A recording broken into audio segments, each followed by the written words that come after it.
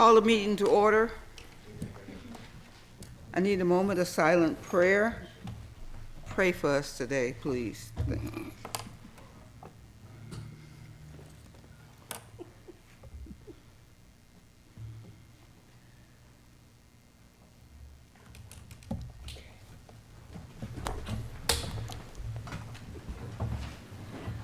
Allegiance to the flag of the United States of America and to the republic for which it stands, one nation under God, indivisible, with liberty and justice for all.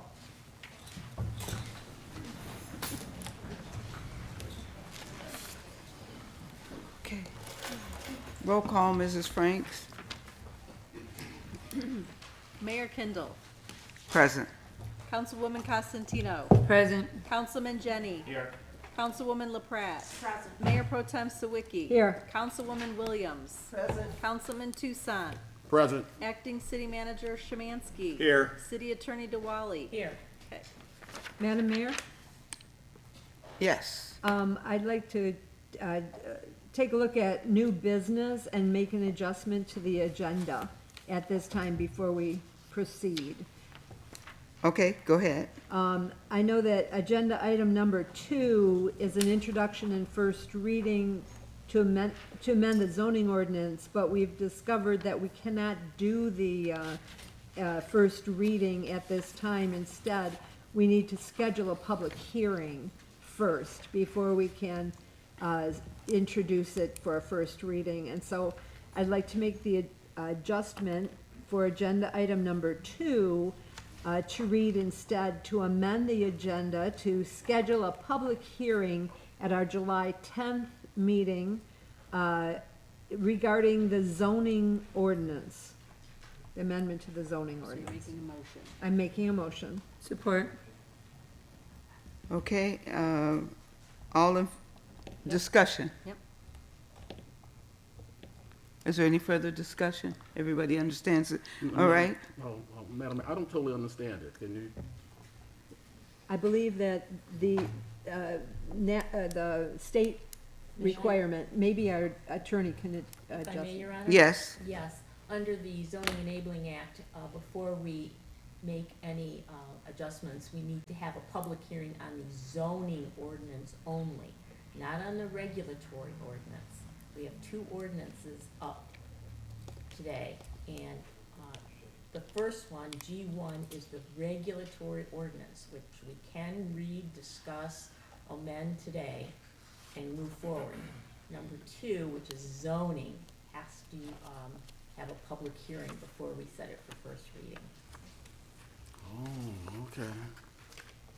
Is that clarified for you, Mr. Toussaint? Yes. All right, all in favor? Aye. Any opposed? Motion carries. Just go back to the regular agenda.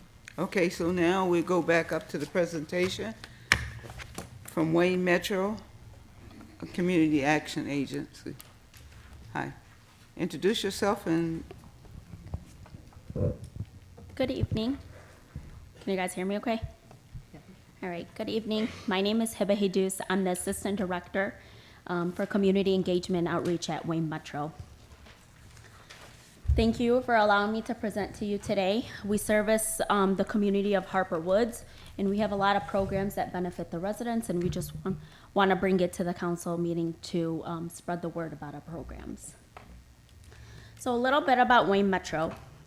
We were founded in 1971, celebrating our 52-year anniversary.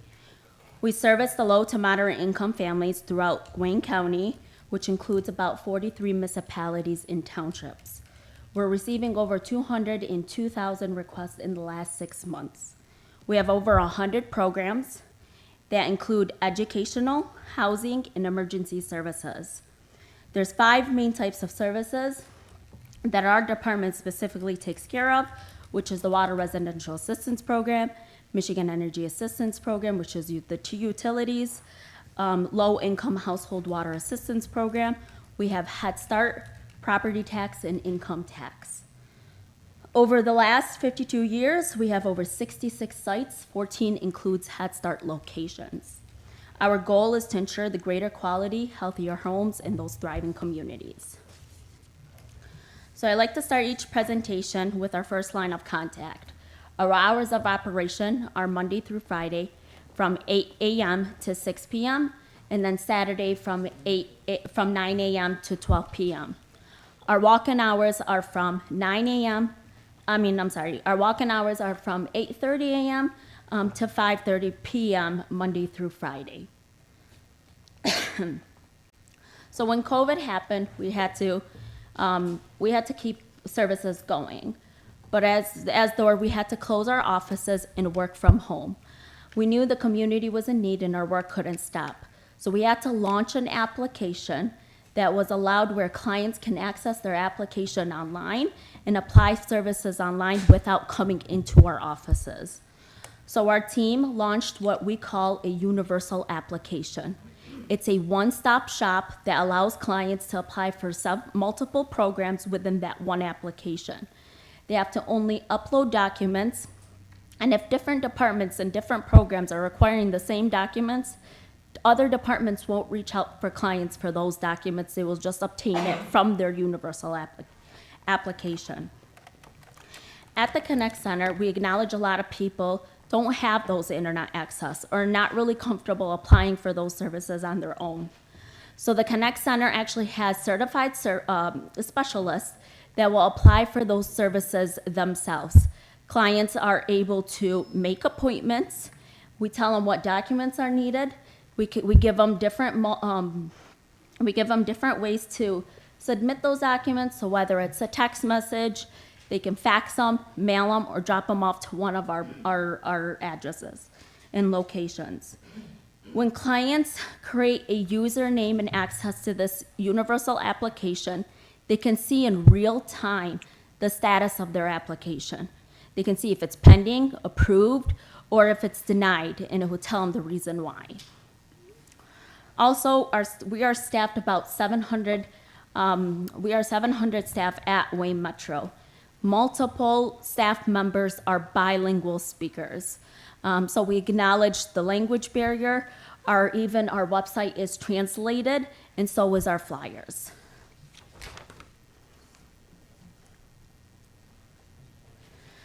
Our Water Residential Assistance Program, which is referred to as WRAP IBP, is administered by the Great Lakes Water Authority.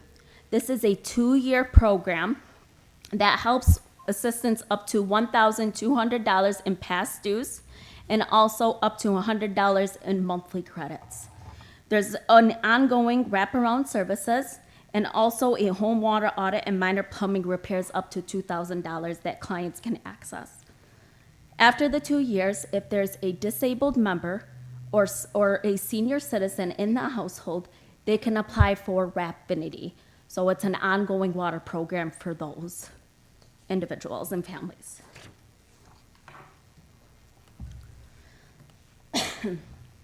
The WRAP eligibility is at a 200 federal poverty level. So a family of 4 can be making up to $60,000 and qualify for these services. Household income is recommended but not mandatory. We just want them to sustain those monthly bills. And the resident has to be responsible for the water. So if the bill is coming in occupant, tenant, or resident, they just have to show the lease that they're the ones paying the water bill.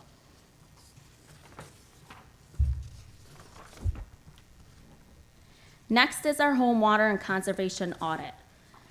So what we look for is when a client comes to us and their bill is about $300 a month and they're only one person in the household, that means something is going on in their home.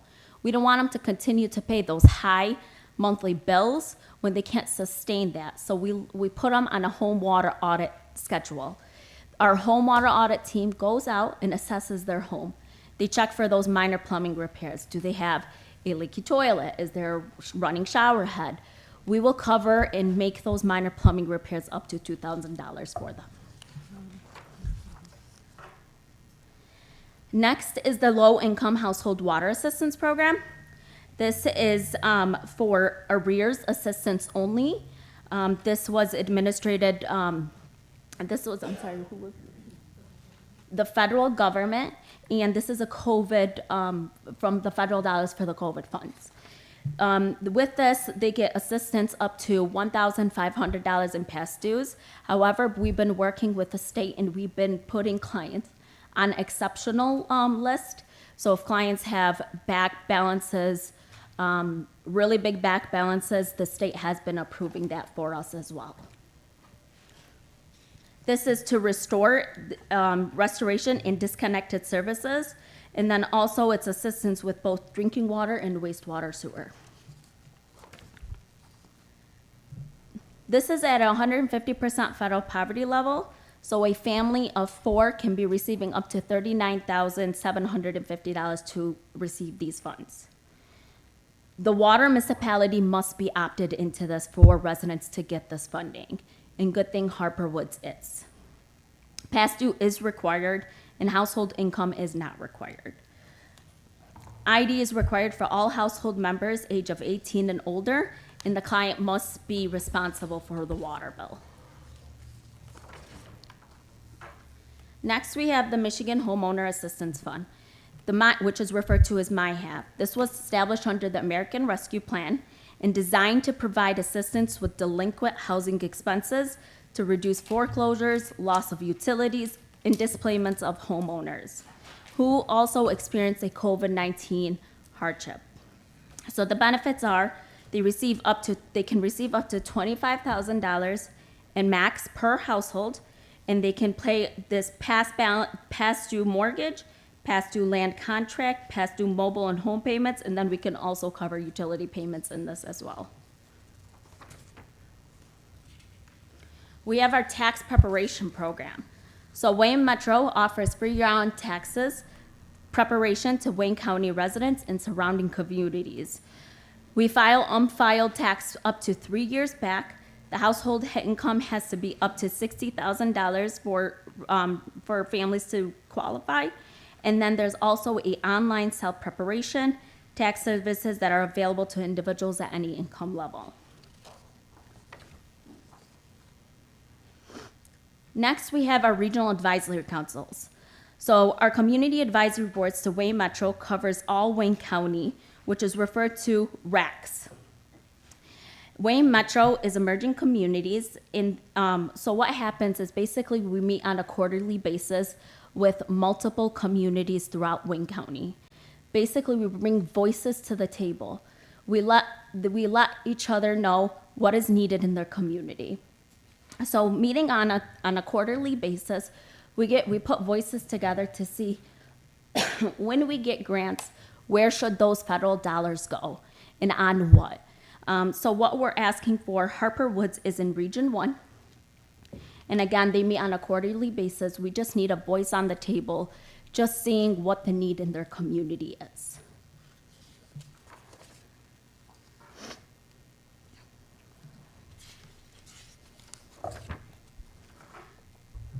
Wayne Metro is also designated is the lead agency for continuum of care that leads and monitors and provides technical assistance to over 6 agencies, 19 programs, and 40 municipalities in Wayne County. This is a coordinated community response to end homelessness, so which assesses, prioritizes short-term and long-term housing assistance. We recently just opened a $3.2 million shelter in River Rouge. It's a nighttime shelter, and we're also partnered in Taylor with ChristNet for our daytime shelter. So we want to make sure that everybody has a place to stay, and they are going through our coordinated entry line for anyone that's experiencing homelessness. That concludes my presentation. Thank you guys for having us here today. We have multiple flyers that I would like to leave at the city, just to spread the word and help, residents get into our services. We also pulled a report of Harper Woods who applied for our services. We have about, I'm gonna pull up my phone. We have about 43 applications that's in our queue. We have 52 applications in review, 93 that's been eligible since July of last year. So when an average assistance for our water residential assistance program per person, per family is $800. And then for the low income household water assistance program, it's an average of $851 per household. Do you guys have any questions for me? Yes. Anyone have any questions? I do. Yes. I just had a question about the Michigan Homeowner Assistance Fund. Is there an income limit for that one, or it applies to everybody? So this one is administered through the Michigan State Housing Authority, but there is, yeah, very high income level. Hey, Jerry, did you have one? Tom? John? I just have a question. You said you had some available applications, blank ones, that you could leave at City Hall? Our UA applications, our universal applications. Yes, yes. So it's an online application. It's online. It's online. Yeah, and you can access it 24/7. What we actually been doing, and I wanna also, a lot of council meetings that I've been joining in Wayne County, I've been asking also for our flyers and our information to go on their website. So that way, if a client needs assistance, or even on their water bills when they come, if they need assistance, they'll get our, like a phone number and a link, and it directs them straight into our website. Thank you. Okay. Sure. Do you guys still have any rental assistance programs? No, we do not. Sarah has ended, and that's where my half is kicking in for homeowners specifically. Okay. Mr. Toussaint, did you have any questions? No. I have a question. How will this, with the cutback with the ARP monies, how will that affect those, your ability to continue to help citizens? Because they're talking about cutting back and drawing that money back from wherever it's sitting. Yeah. So that's going to affect your ability to continue to help. Am I not correct? So with that, we're always on a federal and state level, we're always applying for grants. So when we hear that there's some type of assistance, we apply the first shot that we get. Now, of course, like with different changes, some grants end, and we have fathered in some grants, like some Okay. programs. So one of them is like the RAP has been around for Water Residential Yeah. Assistance Program since I believe 2014. Yeah. Since 2014. So we continue, our CEO actually does a really good job where he says like, we're not gonna give a dollar up, like we're gonna spend every dollar we get. And so far, we're doing good with that. All right, well, thank you for your presentation. Thank you. And we will be working with you to see what we can do to assist our residents here in Harper Woods. Thank you so much, and thank you for having us. Thank you. Thank you. Right?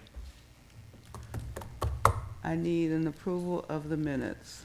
Madam Mayor, Yes. I'll offer a motion to approve, receive, and file the regular city council meeting minutes held on May 15th, 2023, and to receive and file the cannabis subcommittee meeting held May 11th and June 1st of 2023. Support. Okay, in discussion. Okay, seeing none. All in favor? Aye. Any opposed? Motion carries. Okay, public comment on agenda items. Only on agenda items. Anyone has any comments? You step to the podium and identify yourself. Seeing none?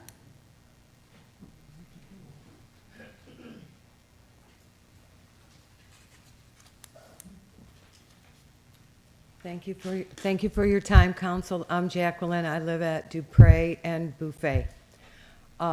Yes, I'd like to mention something in regards to the metro. Was that part on the agenda items, or was that just an introductory item? That From was the a lady that just presentation. spoke. Yeah, that was a presentation from Wayne Metro. Is an agenda item?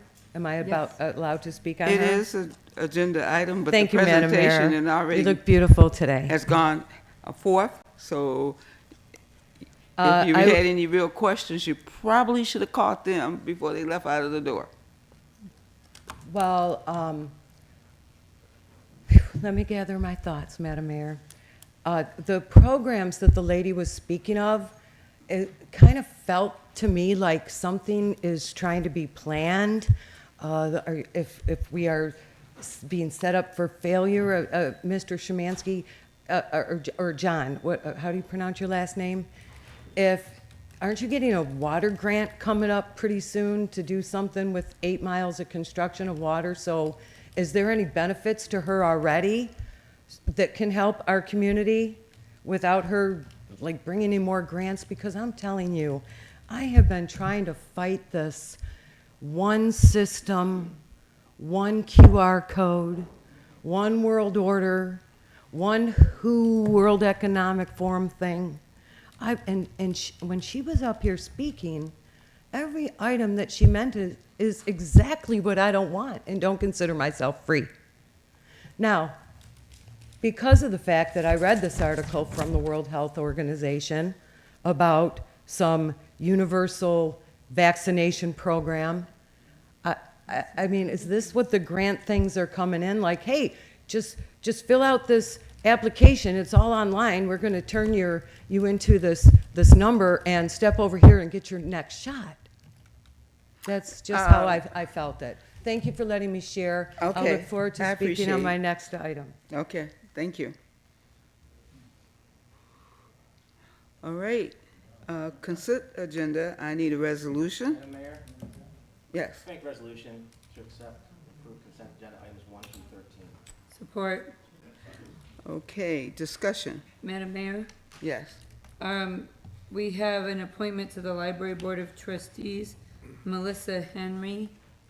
And, I don't know if she's here or not, I didn't see her. She has some interesting experience as a legal librarian, so she'll bring a different angle to our library board. Is she here? She's not. All right. So, is there any further discussion? Madam Mayor, Yes, I just wanted to clarify something on our new appearance bills. I know there's been a lot of discussion about the medians over on Bernier. And I noticed that we do pay for some medians, but I believe those are the city medians east of the freeway. yes. And, so the ones west of the freeway that people are complaining about, I believe, isn't Bernier or 8 Mile a state road and the county? All of that responsible is, for yes. Yes, So if John, they see that we paid for the medians, it's just the medians east of the freeway, correct? yes. Okay, thank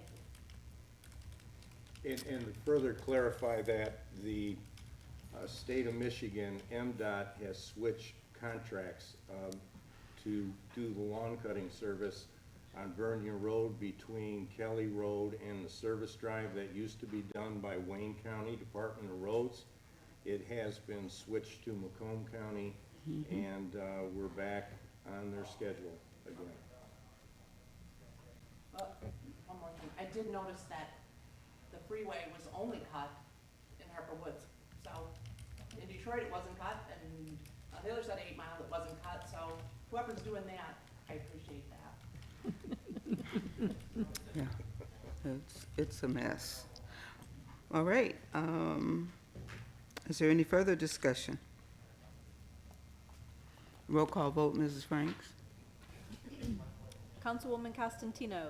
Yes. Councilman Jenny. Yes. Councilwoman LaPrat. Yes. Mayor Pro Tem Sawicki. Yes. Councilman Tucson. Yes. Councilwoman Williams. Yes. Mayor Kindle. Yes, Okay, resolution passed. okay. This takes us to old business, and we have no old business, and so we go to new business, the city manager report. Okay, item G1, introduction and first reading. An ordinance amending the recreational marijuana establishments ordinance. Mayor and council, attached is a draft of the proposed amended recreational marijuana ordinance that was prepared by the city attorney and reviewed by the cannabis subcommittee. While most of the ordinance directly references state law and does not need to be overly scrutinized or changed, I do recommend specific attention be placed on approving the subcommittee's recommendation of offering only 2 licenses for retail facilities only, and the recommended buffering requirements pertaining to the distances of proposed marijuana retailers to schools, daycare centers, churches, and other retail locations. Sections in red need further discussion before this ordinance is finalized as well. I believe that the members of the subcommittee did a wonderful job in reviewing this amendment, and a lot of hard work was done to bring this before you, and it is my recommendation that this be introduced and placed for first reading. Mayor, a resolution is recommended. Madam Mayor, Yes. I'll offer the resolution. Sorry, I gotta find the page here. There we are. To introduce and place for first reading an ordinance entitled Amended Recreational Marijuana Establishments Ordinance, and further to direct the city clerk to publish a notice of this in accordance with city charter requirements. Support. No, well, Discussion, discussion? yes, if you have a discussion. Yeah, anyway, I think this should be taken actually back to the Cannabis Committee. I don't remember, and I was part of the Cannabis Committee. I don't remember making a recommendation for 2, because I thought we really kind of wanted 3 or 4. So I would like to make a motion to take this back to the Cannabis Committee so we can come back with a formal presentation. Like I usually have when people bring things, they bring it and we present it just like that, and they know what they're presenting. I don't remember making that as actual recommendation, and I'd like to think about maybe having 3 or 4, so that way it'd be better revenue for the city, for one thing. So, Madam Mayor, Yeah. may I ask Mr. Toussaint to clarify what he's talking about? Are you referring to? It says right the here. Number of, Right. the number 1 findings and purpose, the number of licenses for marijuana facilities? That's what you're referring to? That Yes. first- Okay, so what you're saying is that you would like for us to have more than 2? right, so that's Okay. what it means. We would have to change the Right. distances between the locations to some extent. I think, Madam Mayor, if I may continue. Yes. I believe that at the cannabis meeting, we decided to forward this to the city council so the discussion can take place here at this table regarding any changes that might need to be made. So I think it's appropriate for the discussion to happen here. I don't think that we need to go back to the cannabis committee for those discussions. That's just my thought on I it. appreciate that. Yeah. It ultimately will be a council decision anyway. Well, ultimately, it will be a council decision anyway. For example, like when we bring people who are we going to give different positions for the city and recreation department, those things are brought to city council, and we say yes or no, but the whole package is brought. But here, we seem like that's a decision really the cannabis committee should make. I don't want to feel like we're just this mock committee that really makes no decisions, and we just kind of meeting for meeting's sakes. So I think we should be the ones that come back and say how many locations there should be and have those adjustments to the distances between them. That's why I was hoping that McKenna would have come back at least one more time to a meeting so we could have those clear, so we could give you something nice and clean. Those are my feelings. Okay, I made it as a motion, but I don't, you know. so you're making that as a motion? What is your motion? My motion is to take this back to the Cannabis Committee to meet one more time and get a final agreement from the Cannabis Committee on how many locations we want and how we have to adjust this to be able to meet, to be able to accommodate more than 2 locations.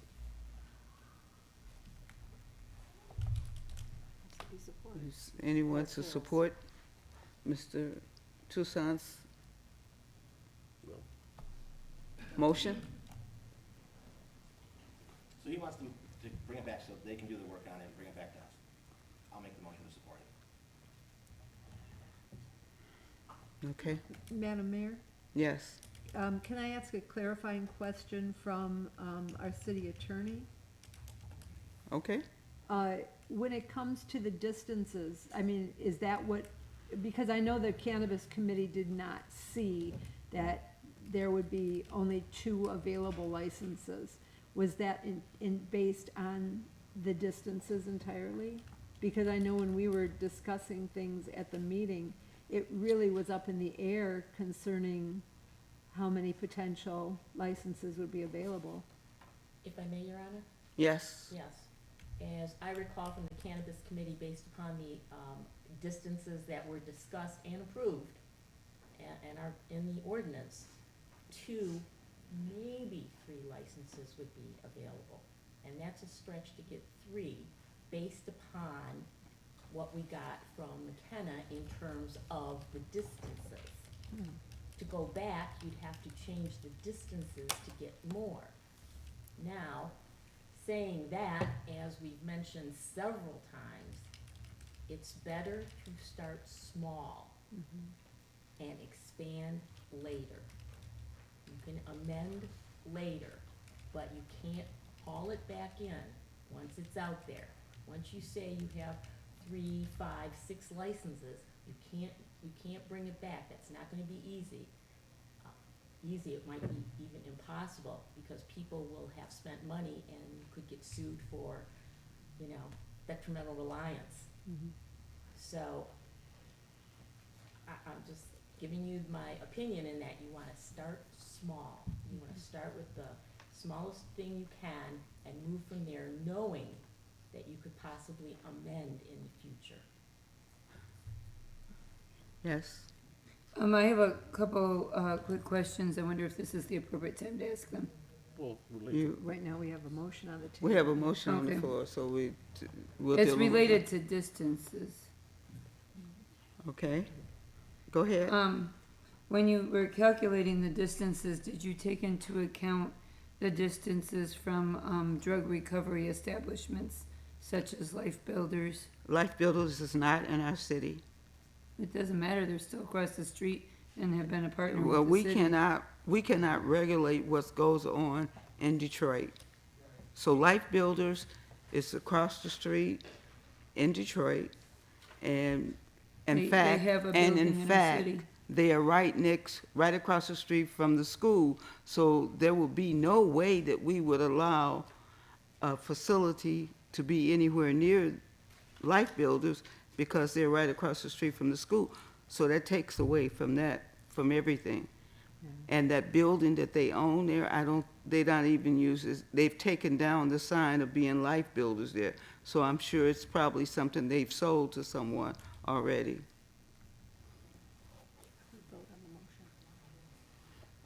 Is there any further questions?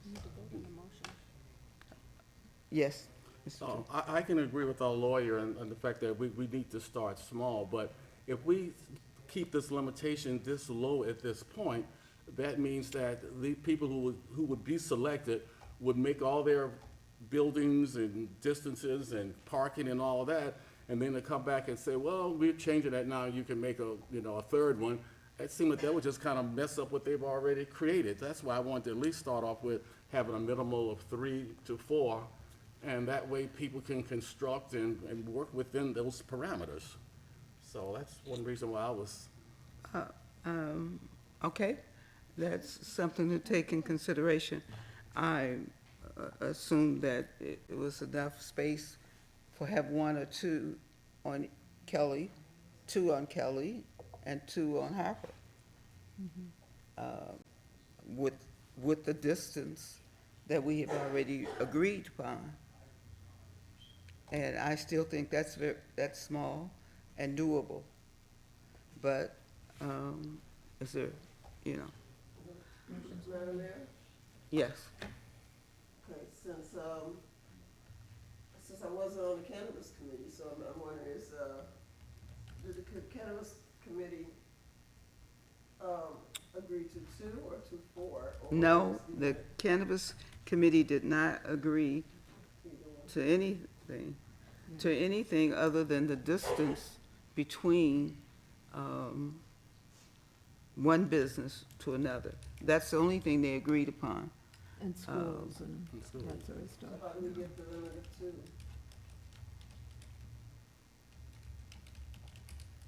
So why is the limit of two? Well, as the attorney says, she wanted us to start small, and then we can expand. But I agree with Mr. Toussaint that if we start too small, we give people a disadvantage. So, Madam Mayor, yes, I noticed that there is no map attached to this to show the potential areas. well, it's And a, I was surprised that there wasn't, because the ones that we were looking at on the committee right, seemed to indicate a little bit more availability of spaces. right. So I know that this is just a potential first reading, but I would like to see a map that would identify. Okay, The but you areas. see, the problem Just- is that you can't identify a building Yeah. or area. All we can do is the area. And from the maps that we looked at from the cannabis, gave us the space that we should be able to accommodate at least two on Hopper and two possibly on Kelly. But we can't identify the spaces because that's going to be based on the applications. Right, but we have only 2 licenses here. Right. So if, according to our city attorney, we possibly could have 3 licenses. That's why it's in red, it's up for your discussion. Thank you. That's the why whole- we're that's the discussing whole this. reason it's before council. You can have, you guys can agree on 9 tonight if you want to. Yeah. It's on you. Well, can't McKenna come up and redo these numbers, distance No. numbers, McKenna did not do these numbers, these distance numbers? No, that was. huh? The 1,000 feet from the school of licenses, well, who did those The numbers? regulatory, that was done by our city attorney. So By the committee, And the committee, the we committee. came up with those numbers. that's why I was wondering if these numbers can be readjusted to be able to accommodate 2 on Kelly and 2 on, That's what we can vote on today.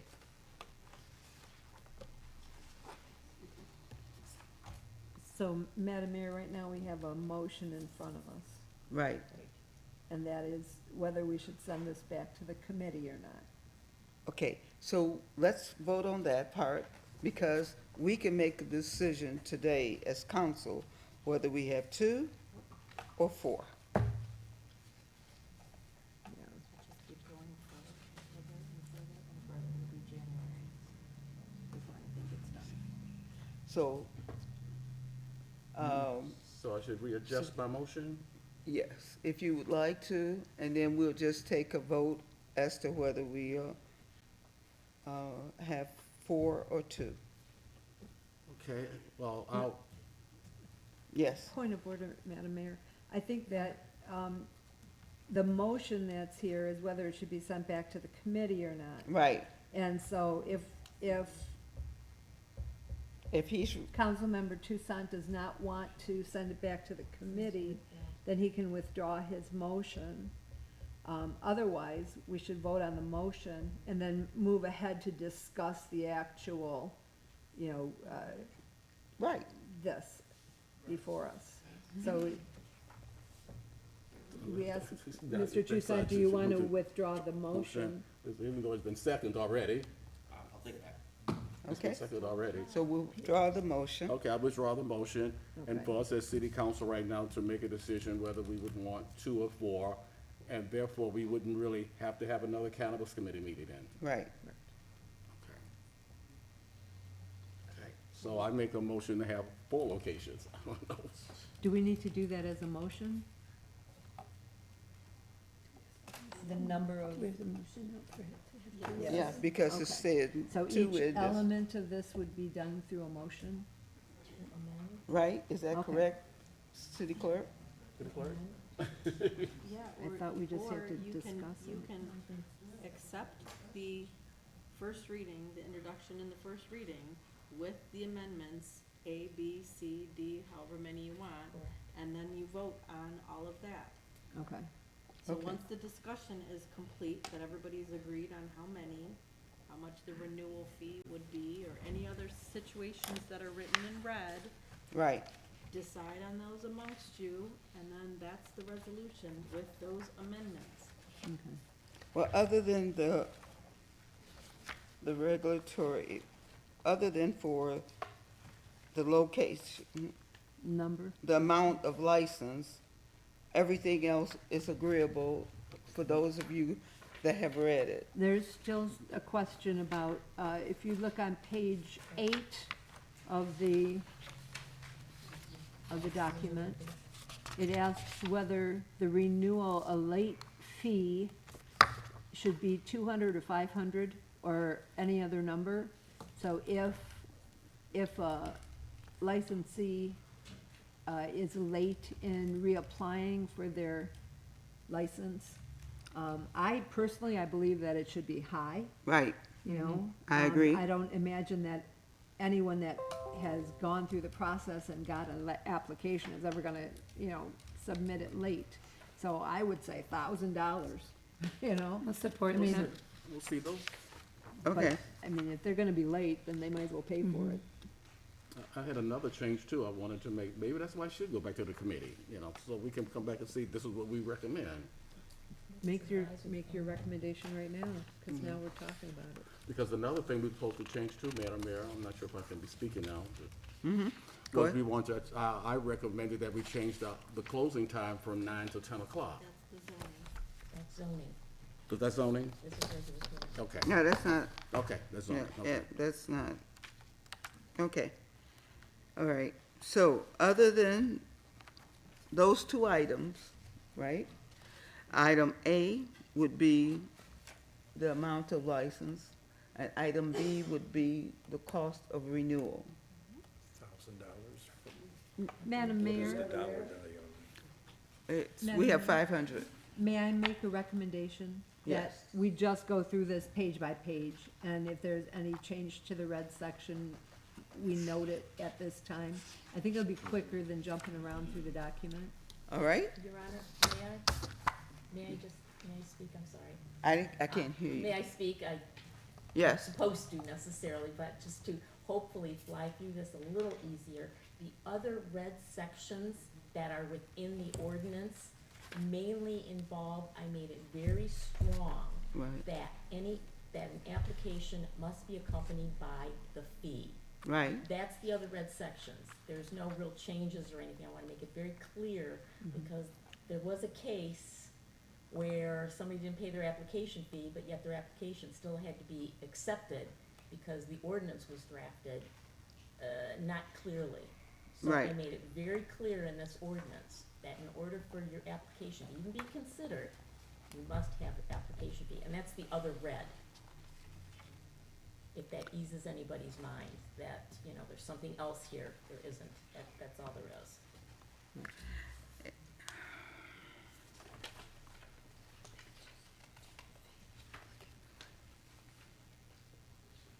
Okay. The renewal fee? All right. So, you want to go page by page? I think it would be very quick to do it. that Madam way, Mayor? Since they don't. Yes. Point of order,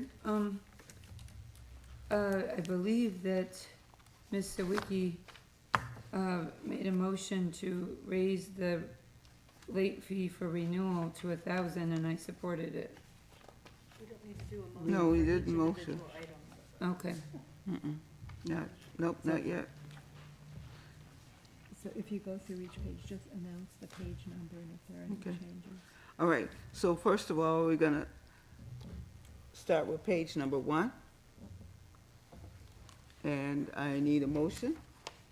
Nope, we just make the change. Just everybody agree on the change, and then that's what the amended resolution will be. Okay, To introduce it, place it for first reading with the following amendments, okay, and then list them, and then you can vote on that. all right. Now, Madam Mayor? Yes. I know that 4 is up for discussion, 2 is in the original document. I do believe that what Mrs. Diwali has indicated is a valid point, you know, that we want to start off smaller. I assume, I mean, I like the distance between facilities, right? That's in our ordinance. Yeah, and so I guess I would argue that we split the difference and say 3. Mrs. Diwali indicated that 2 or 3 might be able to fit at this, with these Well, sizes, Okay, so. I can understand that, but my question and my saying is that if you could accommodate 3, that means that one street or another is gonna have 2. And if that's the case, why not have 2 on each one of the streets? Madam Mayor, Yes. the 2 licenses that's referred to in this packet, was this for a specific street, or was it going to be like one on Kelly or one on Harper? Right, that would have to be, or I don't know, you have both of them on Kelly, or you have both of them on, It's 2 within the city limits is what was suggested, Okay. not approved right, by anybody. Merely a suggestion. okay. So, therefore, our suggestion right now is 4. Madam Mayor, may I ask a question? Yes, If these are not indicated, like, for instance, this does not indicate that there would be, you know, 2 licenses available for Kelly Road, 2 licenses available for Harper, would that have to be designated? Because otherwise, no, if it's gonna someone be, got a license and they within the wanted to city be, limits. so anywhere within the city Within the limits, city right? limits, as long as it meets zoning. Right, and so if there are 3 of them on Harper, we can't stop that from happening as long as it's still there. I mean, you know what I'm no, saying?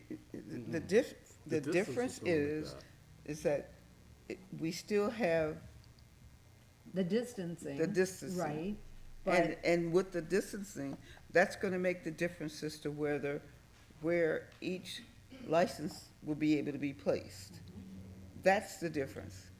right, but if I recall correctly, when it came to the map, the distances between facilities is basically what's regulating this. There are a lot of spaces available, you know, with schools and childcare and all the other facilities. There's still distances available there. It's the distance between facilities.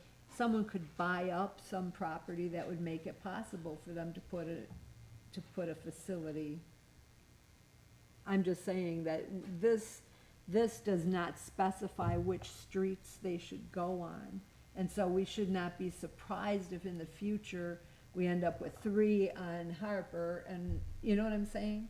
Is that, this is not But it's specific no to way, streets. it's no way from the mapping that 3 could be on Kelly. There's no way from the distance we've already agreed upon. There's no way that there could be 3 with the distances that we have already set up. So therefore, at the minimum or the maximum we could have is 2 Okay, on Kelly Road and 2 on Harper. Actually, with the distance on Harper, we probably could have more than that, but at this point in time, we're only going with 2 on Harper and 2 on Kelly. Because with our regulatory distance that we've already agreed upon from the committee, we agreed upon, that would give us the right amount of space. That's what you're gonna get. Okay, Madam Mayor?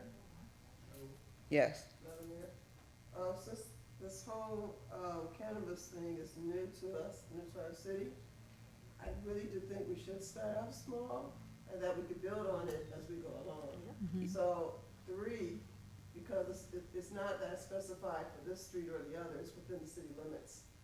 So I think three within the city limits, you know, should be okay, but I wouldn't, you know, I think starting out small would be better, so three would be good. Doesn't have to be an even number, because we're not talking about two on Kelly and two on Harper, talking about within the city limits. So it could be in different places, so three, I think, would be.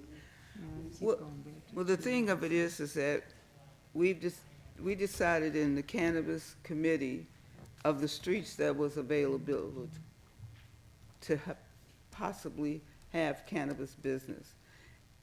Those are our two commercial areas, is Harper Avenue and Kelly Road.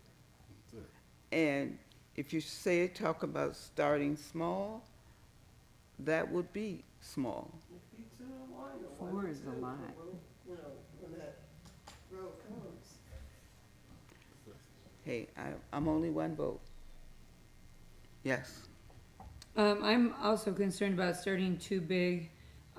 Is there, I believe there's a distance away from each other that they have to be. So what if you get somebody who buys a facility right in the middle of Kelly Road or what have you, and there's not the required distance in one direction or the other, or the same on Harper? And then, you know, what if one person buys theirs a minute before the other facility, and then who gets the preference? I really feel like taking on too many at one time is gonna be leading us into a lawsuit. It's gonna, you know what, I don't care which way you go and which way you slice this, there's gonna be somebody that wants to file a lawsuit. So if you operating on the premise that we won't get sued, then it's a mistake. We might as well chuck all this out the window and move on. Are we gonna make any money if someone sues us? Cause I mean, I think when I went to that workshop with the MML, the biggest problem that all the cities that have done this said that they were all getting sued. I mean, how are we gonna make money if we're constantly getting sued? I mean, where's our legal fund? Do we have, how are we handling the imminence of the lawsuits? And how do we choose which 2 or 3 or 4 get to have the facility and not put out somebody else who wants to have one? And That's why we will have to make a decision as to exactly who will be making the choices. Certainly not us up here, because we cannot be biased. there's so much up in the air that I think we're really just Well, that's the leaving whole, ourselves open. I don't feel comfortable. that was the reason why. Our residents I can't had afford hope. these lawsuits. That was the reason why I had hope that when we presented this to city council, that it was a package deal, already completed, vetted, because 3 of us were on that committee. And if we had been able to come to an agreement at the table, then we wouldn't be here belaboring how to move forward here. So maybe we should go back to having that other, I don't know. take it back. Madam Mayor, Yes. may I comment on what Mrs. Costantino just mentioned?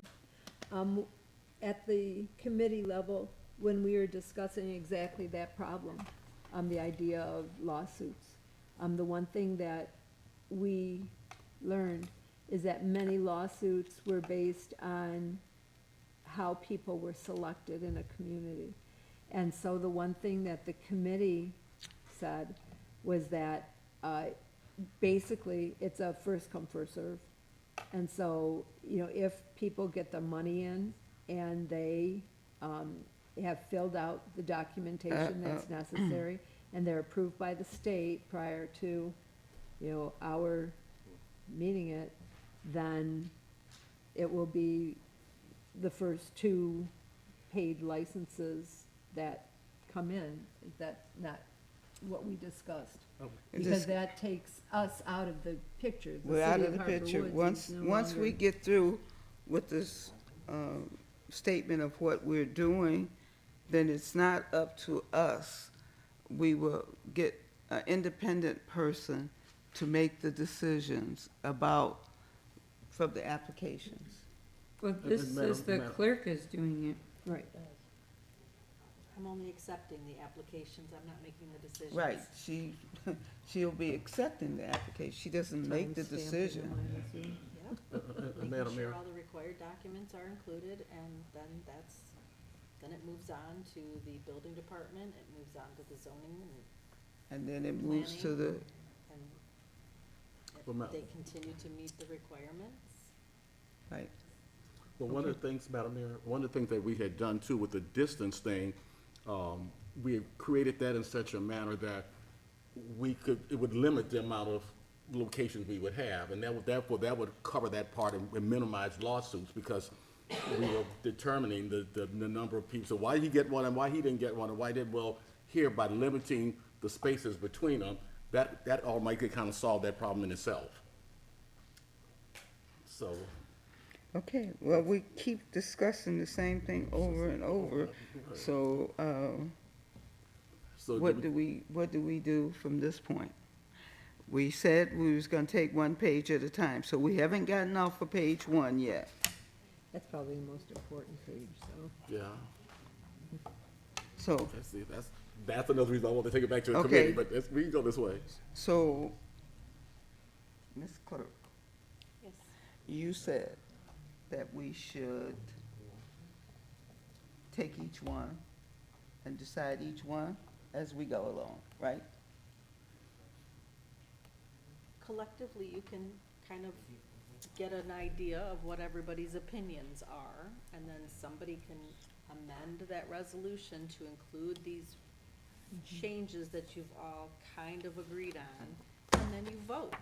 And if the majority of the votes are yes to those changes in the resolution, then we move forward. We still have an opportunity, one more time, to think about it, to make adjustments, and we'll have the final reading this month, where more changes can happen. This is not set in stone tonight. Okay? This is a jump-off point. Well, Okay, so this is a jump-off point. So now we have the opinion of everybody, and we can move forward guess so. and be prepared for the next reading. Well, What is it getting changed to? Are we going with I'm 3 or going with 4? 4. I'm, I go for I'm- 2. I say Yeah. 4. Cheryl says 2, 4, I'll say 3, you say 4. 4. I'm with you. 10. I'm with you. All right, Tom, I got 2, 3, or that. 4? Not 10. I got you. 2, 3, We're or going to do 3. All right, 3. And up to 3. all right, then let's go with 3. Okay, so now, let's go to the next page that we need to, or can we leave this here and, go on, because, Page 7 is the next page in red. number 7 is And I don't think there's anything for- there. if someone, That's good. that's good, 7 is fine, okay? 8 is fine, oh, no, 8 is the one that we have to make it number 9 Yeah. for the fee change, whether it's 500, 200, or 1,000. I vote for 1,000. 1,000. 1,000?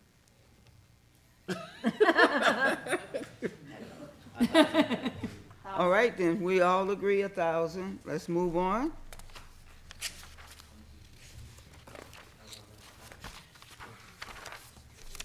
Okay, so there's no other red? And they On must have the page, application. yeah, on page 9 it is. And they must have the application fee. Of $5. That's, Yeah. that's- right. But that's not anything That's not, necessary to No, this one decide on. on page 8 about the Director of Public Safety in red and, that's, but all that is not, nothing, Those okay. are recommendations. those are recommendations, those are fine. Now, Madam Mayor, Yes. may I ask a question? Perhaps I didn't see it. What is the application fee? Is that here? That's a the state of process Michigan. from the state, State of the Michigan? state of regulated? Michigan. We can't Okay, and adjust what is that or that? change that. 1,500? Okay. Right. So that's not something that we need to vote on. Nope, it's the state of Michigan. State of Michigan puts it down? Right. Okay. Yep. So now, are we prepared to do a resolution, Yeah. a roll call vote on the changes that we've made? Okay? Do we need to restate it? Do a new resolution or? It probably would be a good idea to restate it, yes. Okay, I know I offered the original resolution, so why don't I So just amend it. amend the, Yes. yes. Mhm. So we'll amend the resolution to include the recommended changes, which are 3 licenses available in the city, and the late fee would be $1,000. That's the only change from the printed. right. Okay, who supported? Support. Okay, roll call vote, Mrs. Franks? Councilman Jenny, Yes. Councilwoman LaPrat, Yes. Mayor Pro Tem Sawicki, Yes, Councilman Tucson, Yes. Councilwoman Williams, Yes, Mayor Kindle, Yes. Councilwoman Costantino. Yes. Okay. Okay, Resolution passes. all right, thank you. Okay, item G2, introduction and first reading. Madam Mayor, Been amended. that's been amended. That's been amended. Okay, so we're not, So it- Motion to schedule a public hearing. Motion. motion to schedule a public hearing, so hearing. somebody has to make. Okay, we need a motion to, Madam Mayor? yes, I'll offer the motion to schedule a public hearing on the zoning ordinance change for July, the marijuana establishments and for our July 10th meeting. Support. okay, discussion? Okay, roll call vote, Mrs. Frank. It's a motion. It was a motion to Oh. schedule the public hearing. To schedule, okay, all right. All in favor? Aye. Any opposed? Motion carries. We will have a scheduled public hearing for July 10th meeting. Okay, item G3, request for amended millage ballot proposal, Harper Woods Library Board of Directors. Mayor and council, attached is a resolution from the Harper Woods Library Board of Directors requesting that a ballot proposal for a 1 mil additional library levy be placed on the November 7, 2023 ballot. Public Act 164 of 1877 allows the council to establish and maintain a public library. This, I believe, is how our library was established back in the early 1960s. Under this statute, a city council can levy up to 1 mil, which we have done in the past since about 2003. The statute also states that if approved by the majority of voters, the city council may increase the tax levy by not to exceed 1 additional mil, emphasis added. Thus, you can approve this request, deny this request, or reduce the requested millage to something less than what was recommended by the Library Board of Trustees. If you wish to honor this request, the following resolution should be adopted. Mayor, a resolution is recommended. Madam Mayor? Yes, I'd like to make the resolution to place the attached amended ballot proposal on the November 7th, 2023 general election ballot, requesting voter approval for an additional .9630 mil for 7 years in library operations. Support. Okay, discussion, Madam Mayor? yes. I'm just slightly confused, because my understanding from reading this is that the current millage is 9630, and so it's not an additional 9630. Wouldn't it just be a renewal of the millage? Yes, it's a renewal All right. with a Headley rollbacks included from the 1 mil. All right, and so should our resolution strike the word additional? Because it makes it sound as if it's going to be 9630 on top of our current millage. Okay, but it's still not additional, it's just a renewal. It's just a renewal, Okay, yes. thank So you it should say renewal as opposed to addition. for renewed millage, yeah, I think so. Okay, is there any further discussion? Madam Mayor, Yes? I'm amazed that our library operates on the budget they even have. I remember going through the budget a couple years ago and seeing like a librarian with a master's degree only getting $19,000 a year, and was kind of horrified. And then she's of course since moved on. We don't want any more of our wonderful library staff moving on. So I would be in support of this. Any further discussion? Roll call vote, Mrs. Franks. Councilwoman LaPrat, Yes. Mayor Pro Tem Sawicki. Yeah, Councilman Tucson, Yes. Councilwoman Williams. Yes. Mayor Kindle, Yes. Councilwoman Costantino, Yes. Councilman Jenny. Yes. Okay, resolution passes. Okay, Okay, item G4, progress payment, Beaconsfield resurfacing project. Mayor and council, attached is a memorandum from the Director of Public Works transmitting an invoice from the Michigan Department of Transportation for the city's portion of the Beaconsfield resurfacing project Phase 2. As you recall, this MDOT project required a match from the city, and this invoice represents a portion of that cost. I have reviewed this, recommend that this invoice be approved. Mayor, a resolution is recommended. Madam Mayor, I'll make the resolution to approve the payment to the Michigan Department of Transportation in the amount of $22,643.05 for the city's proportionate share of the Beaconsfield resurfacing project Phase 2. Support. okay, any discussion? Seeing Yeah, I have a none? question. Yes. Yes. Are there any more, how many more payments do we have, or is? When the road gets reconstructed, all of these invoices are scrutinized. There's a test that's done on everything from cement to asphalt. If there's anything faulty, we hold back those items. So we're gonna have a few more invoices after this, but it does not hold up construction of Beaconsfield, and that should be done in probably about another month or so. Thank you. Any further discussion? Roll call vote, Mrs. Franks. Mayor Pro Tem Sawicki, yes, Councilman Tucson. Yes. Councilwoman Williams. Yes. Mayor Kindle, Yes. Councilwoman Costantino, Yes. Councilman Jenny. Yes. Councilwoman LaPrat. Yes. Okay, resolution passes. Okay, item G5, award of bid demolition of 20665 Old Homestead. Mayor and council, back in February, you approved a resolution to the Wayne County Land Bank in support of utilizing blight elimination grant funds to demolish the city-owned property at 20665 Old Homestead.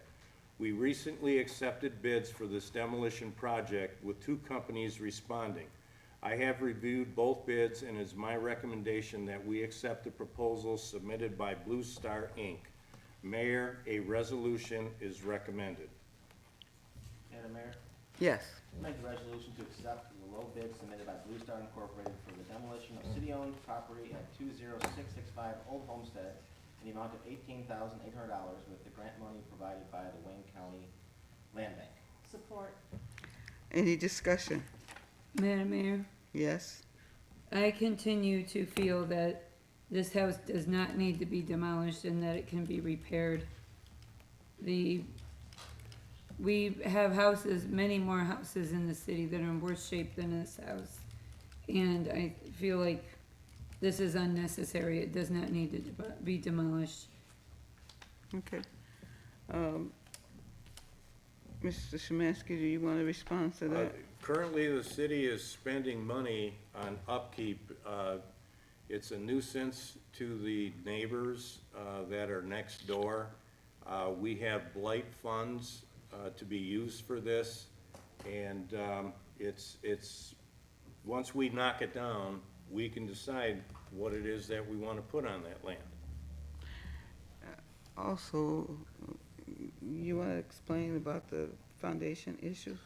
Oh, the foundation issues on the house have been compromised. It needs a roof. City is fixing plumbing in the house.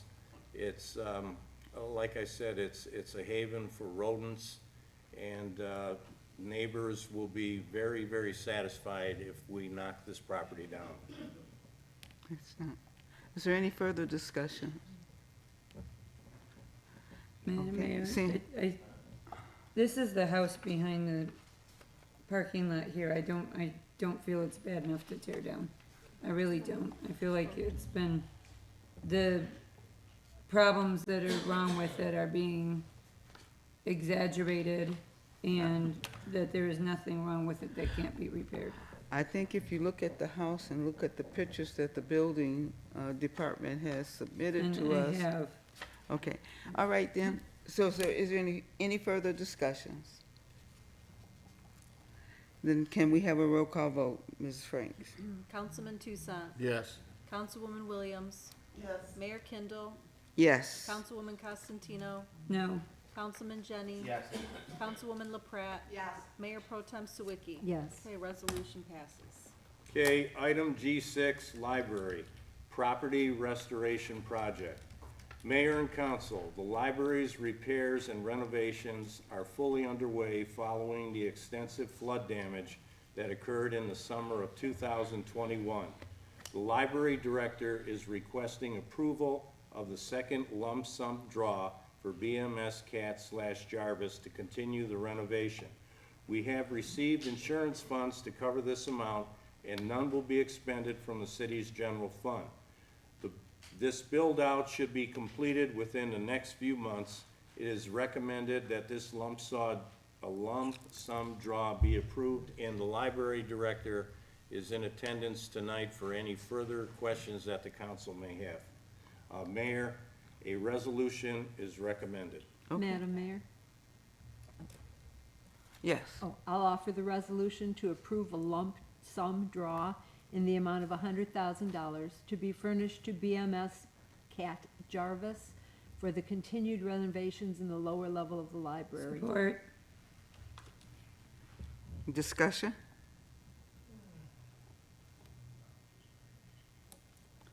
Seeing none? Would you like to add anything? Good afternoon, council, to residents. Kristen, why don't you please come up to the podium?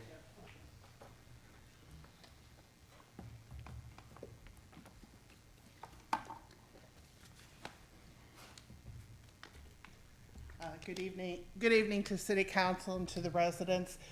So far as we're coming along, the carpeting has been completed. We're expecting tomorrow for the carpenters to come in and do the carpeting that was on the walls in the lower level on the stairs, as well as those cute little cubby holes. We've got contractors from BMS Jarvis, who have been pulling in all of the boxes from the two containers that were out at our parking lot. And so they're starting to put books on the shelves again. After doing a thorough clean, I'm really hopeful that it will be done within the next 2 months. The painting has all been taken care of, and now it's just a matter of updating the Heritage Room.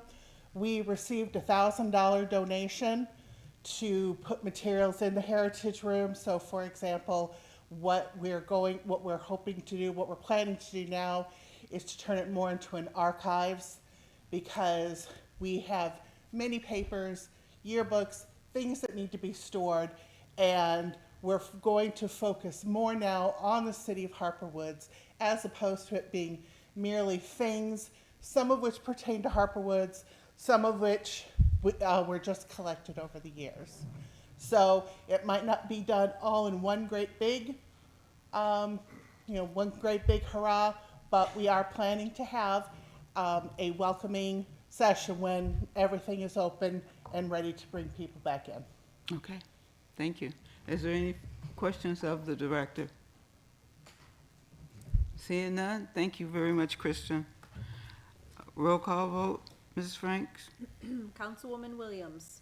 Yes. Mayor Kindle. Yes. Councilwoman Costantino. Yes. Councilman Jenny. Yes. Councilwoman LaPrat. Yes. Mayor Pro Tem Sawicki. Yes. Councilman Tucson. Yes. Okay, resolution passes. Okay, item G7, contract renewal, City Insight Water Billing and Tax Payment Portal.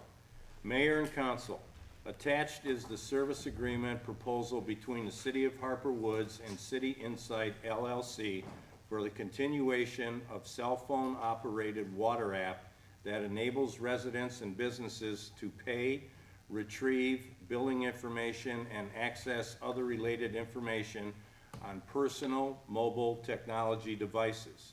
The app and website have multiple benefits for consumers, such as water budgeting and leak alerts. The city has further developed this technology for the collection of taxes. An added feature is bill paying in cash, and this is a brand new feature for those residents and businesses that prefer to pay this way from any convenience store, liquor store, or retail outlet. This app has been extremely successful and popular with the residents, and we have more than 3,000 users. The city has saved over $100,000 each year by not filling vacant employee positions related to water billing.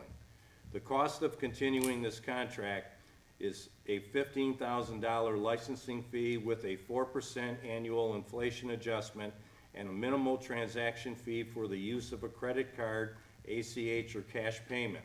The duration of this renewal is 60 months. It is recommended that this contract extension be approved. Mayor, a resolution is recommended. Madam Mayor, Yes.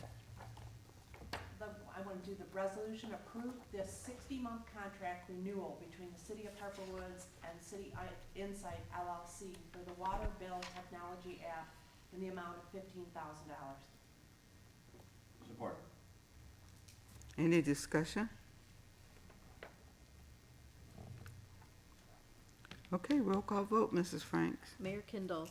Yes. Councilwoman Costantino. Yes. Councilman Jenny. Yes. Councilwoman LaPrat. Yes. Mayor Pro Tem Sawicki. Yes. Councilman Tucson. Yes. Councilwoman Williams. Yes. Resolution passes. Mayor, that concludes the city manager's reports. All right. Call the audience, and you need to come up and identify yourself in 3 minutes. That's better.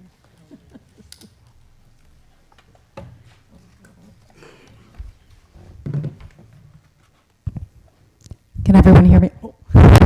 Is that loud? Okay. Thank you, members of council and Madam Mayor, for your consideration and passage of the cannabis enabling ordinance tonight. My name is Christy Kelly. I'm with Sozo, and I just had 2 brief comments. The first is on the discussion related to the 3 locations. I would just propose that the group consider the language up to 3 versus a hard and definitive 3. And the reason is because the language in this ordinance is based upon zoning. And so if you have 3 conforming locations, then 3 conforming locations advance. But if you have 2 conforming locations and then you mandate that there are 3 sites, the example that I believe was discussed earlier was, what if 2 locations are right in the middle? What if you have one in the middle of Harper and one in the middle of Kelly, and then suddenly you've buffered out people on either side? And so I would just recommend that this group consider the inclusion of the words up to with the number 3, so that you might eliminate any concern there. The second is the discussion about the late fees. This group is correct that that MRTMA, the State Adult Use Ordinance, does address the $5,000 application fee, but that language actually reads in section 333-27956, subsection 4, that a municipality may charge an annual fee of not more than $5,000 to defray application, administrative, and enforcement costs associated with the operation of the marijuana establishment. So I would argue that potentially that $1,000 late penalty might fall under that $5,000 fee. I could be wrong, and I see City Attorney shaking her head no.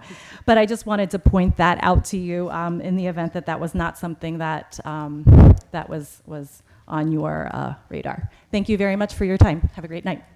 Thank you. Is there anyone else would like to speak? Yes.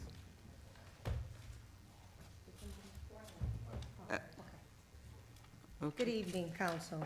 I'm here as a 17-year resident, my husband and I, and we have some concerns. I hate to come and kind of be complaining, only be seen when there's a complaint.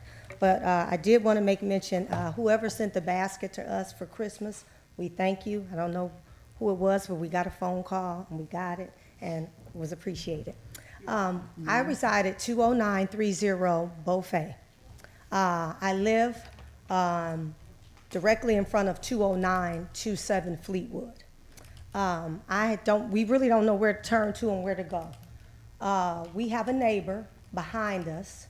I originally contacted the municipality of the ordinance building department because the neighbor behind us, it's been going on for a number of years, and I said we've been here for 17 years, and I believe she's been here for about the last 7. There's been 3 to 4 other homeowners in the home that we've never had an issue with. But this individual has, if I can approach you with the photos, has done multiple things to our home, and we cannot get any resolution from the ordinance department. I've made police reports. I was just approached by the neighbor. I was threatened. I made a police report on the 27th of May after I talked, I believe, I'm not sure what your name is again, but I remember your face.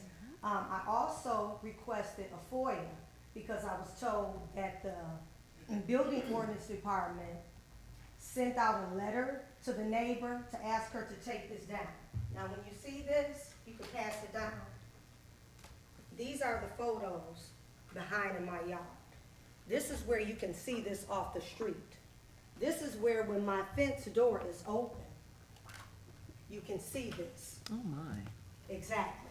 This is the part here, and it's just actual, I don't know if you need to see. But however, a fence is 6 feet tall. So with the fence being 6 feet tall, I was told by the city department that you cannot put anything on the fence to actually block it. So you have to come up with another monstrosity to block that, because when I sit on my patio privately in my yard, that's what we're looking at this summer. It was put up Mother's Day, and I was told that the neighbor stated that it had been there. Absolutely not. I have neighbors that will sign a petition. I'm getting them in order. It's only like 4 houses really that are exposed to this. So we're just like at our wits. What do we do? I don't think any of you all would want to look at that. Because when I close my gate and everything is enclosed in my yard, that's what we have to see. And you can't tell me that's not a graffiti ordinance and it's got Bible verses. She doesn't know what my religious belief is. That may be offensive to me. And it's not pretty. It's not attractive. And then I do have photos on the other side. She has painted flowers.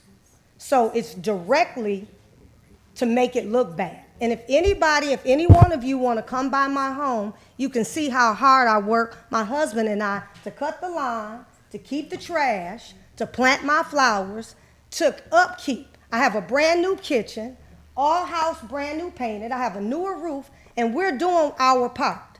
And I'll tell you, everybody that's come, I've had 3 contractors. Now, I'm really upset about it because they said that I could build something to block it. But I don't think we need to incur a cost to build a monstrosity to block that. Right now, I've got an estimate of $3,000, one for $3,200. What do I put up behind so I don't have to look at that?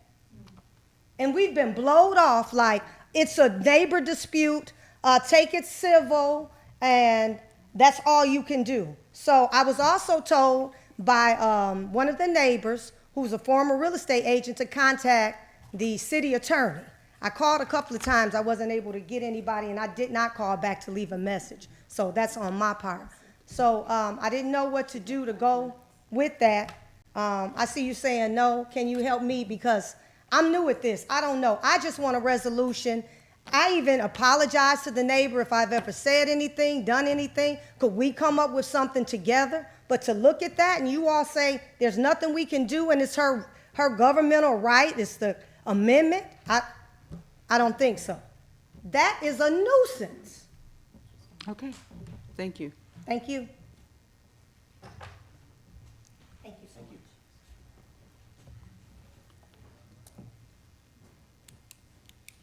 Now, will we hear any response or will Yes. it be addressed? I'm sorry, okay. Oh, okay. After she, why don't you make your way to, Mine's going to be short, sweet, and to the point. Good evening. good evening, Mayor Ms. Kindle Olet. and How you board. doing? I lived in this community for 45 years. I live at 19281 Beaconsfield.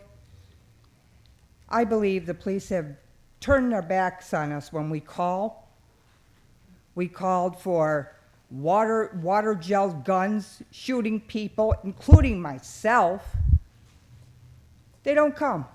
Oh, we're tied up at the apartments. We're tied up with another call. Number two, the kids in the community, they're throwing bricks through people's cars as they're driving. And you know what? The lady that got hit, she had 3 babies in there. She had triplets. She said she was going to go get her husband and come back and light them up. I don't need no kid getting shot when the police can come over and patrol the area. We have enough trouble in our neighborhood, and it seems like it goes on deaf ears. And to let the board know, the hookah house on Kelly Road, which is supposed to be a cigarette store, I went in there and I could buy marijuana, already rolled, and these kids are going in there getting that. So, and you want to put buildings? Oh, why don't you think about the kids? They're surrounded by it. You're promoting it by doing that. Thank you. Yes, you're welcome. Thank you, Ms. Olet.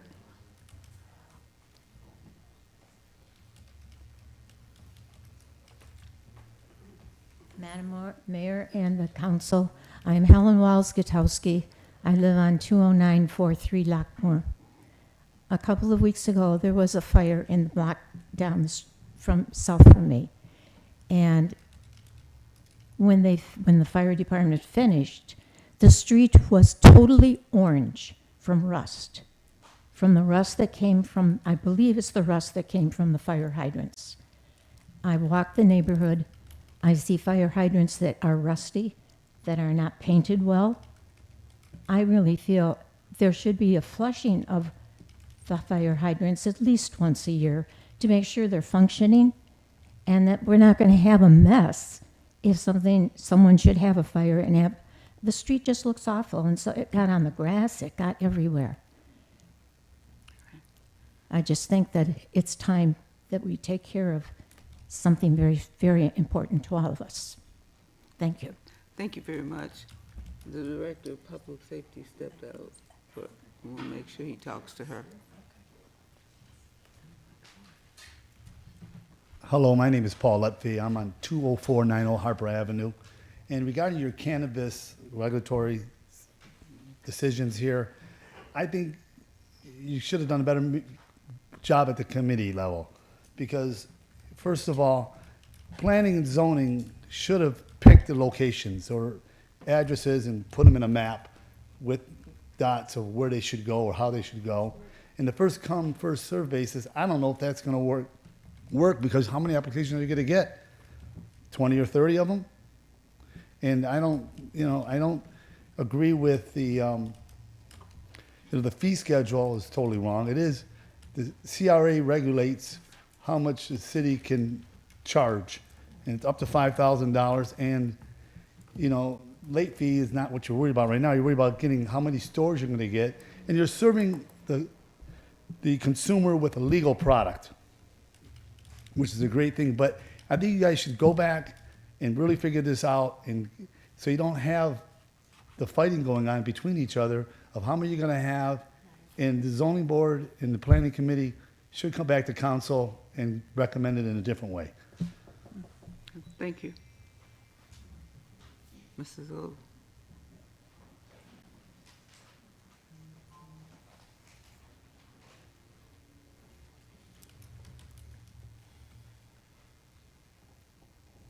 Mike Cadet, Lockmore Street. I brought this issue up before, and it's about these parties with this music that goes on for hours and hours on end. It isn't even summer yet officially, and already there's been 3 big parties in the neighborhood where they've played music for hours and hours on end. The 2 most recent ones were Sunday morning at June 9th at 11 o'clock in the morning. That was June 4th, I'm sorry. And at 11 o'clock in the morning, it started and continued for hours. There was another one on June 9th, Friday, at 7 p.m. in the evening. That went on for hours and hours on end. I don't understand why residents should be subjected to hours and hours of loud music, and which is not good. It is affecting my health. And I think we are entitled to peaceful enjoyment of our property without being barraged by these parties, which really should be held in a banquet hall. Mm-hmm. And if you're going to have DJs and loud music for hours and hours on end, then rent yourself a banquet hall. And so the city of Detroit outlawed this. I think we definitely need, and with the coming warmer months, this is going to be a big problem, and it's becoming an increasingly serious problem, in my opinion.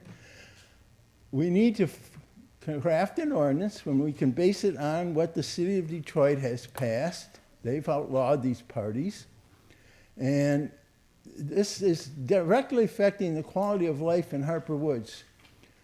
And for the first time in all the years I've lived here, I've been entertaining the thought now that I might have to move out of Harper Woods if this continues. And I don't want to do that, okay? So I think it's really important that we get an ordinance committee meeting and draft some kind of ordinance that, and I would model it after the Detroit ordinance, to prohibit these types of affairs, which upset the entire neighborhood. I mean, we're not talking about music that just goes a couple houses down. We're talking about music that encompasses a significant area of the city, okay? So if everybody is going to start having these parties, we've already had 3 within the past month, living conditions in Harper Woods are going to become really untenable, okay? So I urge the council, and in particular an ordinance committee meeting, to do something about this before the problem gets any more serious. Thank you. Thank you.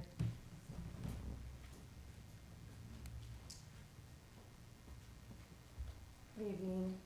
Good evening. Hi, I've been a Harper Woods resident for 32 years, and over the years we've had rat issues. I've had traps out, we maintain our property. Oh, excuse me. Or, I'm sorry. Your name and address? Sorry about that. My first time, one of these I know, years. that's okay. My name is Linda Niklowitz. I live on Hollywood, west of Harper, between Beaconsfield and Harper, off of Old 8 Mile Road. And for the 32 years this coming October I've been here, I just, there's things in the city you see, properties that you address, like an old homestead over here. Many places, one just down the street probably has been vacant 25 years where a lot of rats live. But over the years, I mean, there's just been a rat issue and it hasn't been addressed. Rats are, rodents that are very unclean. I have, nieces, nephews, little kids in the yard. They can think their pets possibly get bit. It can be the daytime. Last week, my brother took out garbage twice. We have lids, but they're the standard garbage cans that the city will take. And there were 2 rats in there. During the daytime, my neighbor 2 doors down, he had to have his car towed away. The rats chewed the wires. I have a widow next door. Obviously with foundations, some people can get to repairing their homes. It'd be nice if there was a grant maybe for the elderly in Harper Woods and people that have paid their taxes that can't get to these kind of things. I can only do so much to help. We've been cutting her front lawn. Her husband passed 2 years ago. She's a widow. And I see the rat going in the side underneath her foundation. And I brought this up to her and she said, are mice that big? I said, no, that's a rat. She goes, I saw one in my house. And I've got the lady next door with her 2 kids single. The neighbor with the car went over there to put some cement by the back of her house because the rats are getting in. She's got a son, D'Angelo, who's small for his age. He was a preemie. He's like 10, but he's that tall. He's in the house with her teen who's involved with going to high school and just running every day and on the football team. But I come here today to be a voice because I feel like, my goodness, 2 years ago they sent out letters. So I called 2 weeks ago. They said, or last week, we'll send out letters again. I said, I get that with the letters, and then I got an email back from Cheryl Constantino, was the only one who responded that said, go to Gilbert's, and I responded back. I've been to Gilbert's over the years with the rat food, the boxes. I had the city come out because I couldn't even sleep. I was working, a student, hearing chewing at the bottom of my house on a crawl space. And I've never had any mice or anything like that even in my home, but it was just very stressful. So I called the city. They came out. They said, you have a little crack, fix it. I fixed it, never had an issue under my house. For 2 years, I didn't even want to take the covers off of my crawl space because I was so traumatized by that. We have a lot of renters, people that don't care. I just pray for my whole street. If we get anyone who moves in again, I pray that they care about the upkeep. I've seen where, I don't know why the city has weeds like this tall. The people moved out in 21. My mom passed. She was with me for 24 years. And then I'm dealing with cockroaches and I'm getting invaded by because 2 houses down, the, slumlord that just came in and, I don't know, maybe put a bomb, whatever in there and they all went crawling. I didn't even feel comfortable with a lounger during the day. We keep our upkeep. We don't have a speck of garbage out. We don't keep a dish in the sink. And I've been paying Orkin since 21, and I don't care how much it costs. I'll pay them till I move out of Harper Woods to ever be traumatized like that with roaches. So now I've got rats during the day. In our gazebo, a year and a half with my cousins there, and they're over and rats are running by. And I have a neighbor, they're just not pet owners that are responsible. It's I hate to say that I feel for her, single mom with the 2 kids, they got a pet, but, they take the dog across the street and the dog's going to the bathroom over there. A guy just bought the house and now the house is for sale, but it's like, okay, I get that part of it where I'm going to be surrounded by this, because it's the individual. How do you change a person's mentality? But I'm here to say, but what can we do? I feel that we need the garbage cans, that the city can come if they can get a new contract. Detroit got them when I lived there. Before I moved to Harper Woods, they closed the alleys off with garbage trucks going down the alley. St. Clair Shores, my friends come over and laugh. Ha ha ha, the rats came over here because we have containers. Grosse Pointe has the containers. I'm buying the plastic ones that only get cracked for me to have to keep replacing. So I went to Galvanized Memorial Day. I got it delivered, the galvanized one. I always keep lids. I can do that, but I feel like that's going to get bent with them putting it on that truck. I feel it's time, if they've got to put the money, whatever the reasoning is behind it, to not get the trash cans and the new trucks that can handle the heavy duty, so the lids close. I see the rats, half of them don't have lids. And we dealt with this 2 years ago. They told everyone, you got to have a lid, keep your garbage in the back. It's just out of hand on our block with rats during the day.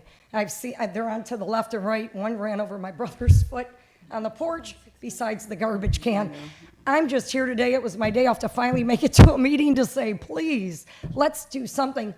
We're talking about businesses, but this is where we come home every day to relax, sit in the yard. I work hard. I invest my money into my property. And honestly, If I came to look at a house to rent and I was selling it and saw rats running, I'd say, see you later.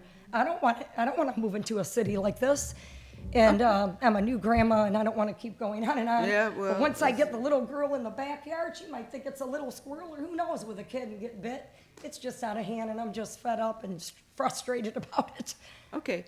Our Director of Public Safety is here, so, not Public Safety, DPW. So after the meeting, I will ask you to speak with Heather, and she could explain it to you about what you can do and what we can do. Thank you You're very welcome. much for listening. Okay, thanks.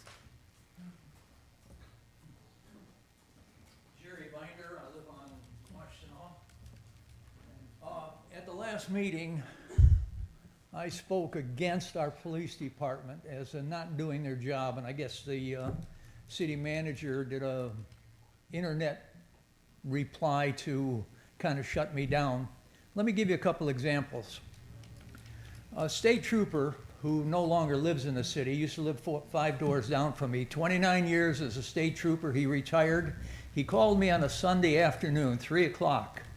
He said the second house off the corner as you turn off Beaconsfield onto Washtenaw, they took and they threw out a mattress, which a lot of people do, but they laid theirs out in the street. This police officer, Harper Woods police officer, took a look at it and he said, it's okay. Your garbage pickup day is tomorrow.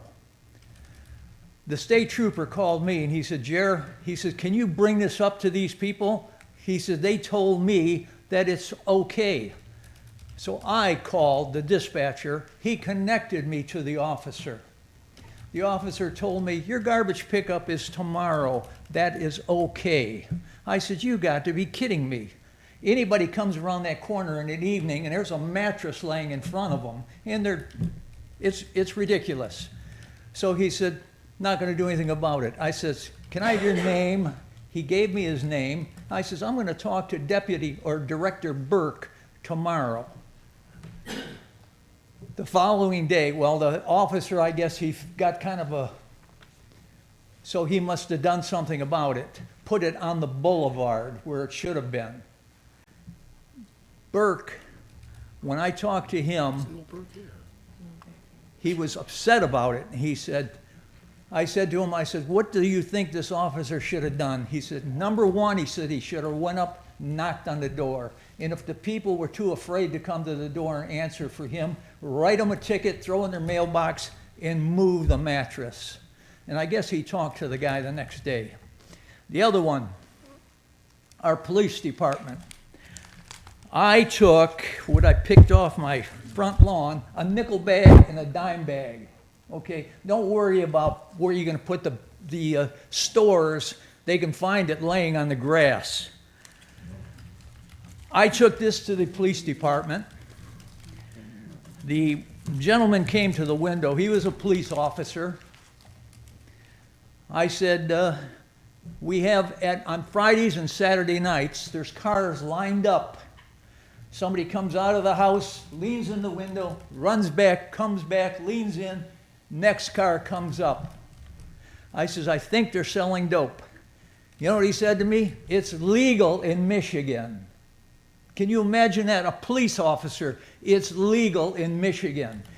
I said, not to sell it out of your house unlicensed. Okay? He says, oh, well, give me the address, we'll look into it. I said, forget it, and I left. That is what I see on our police department. Okay? If you go down Beaconsfield, like I mentioned it at the last meeting, you can see 2 cars parked right across the sidewalk. Police officers drive right by that. So if you're a pedestrian and you want to get around there, you have to walk out into the street. We've got an ordinance against that. It's not enforced. They drive through, come back to the station.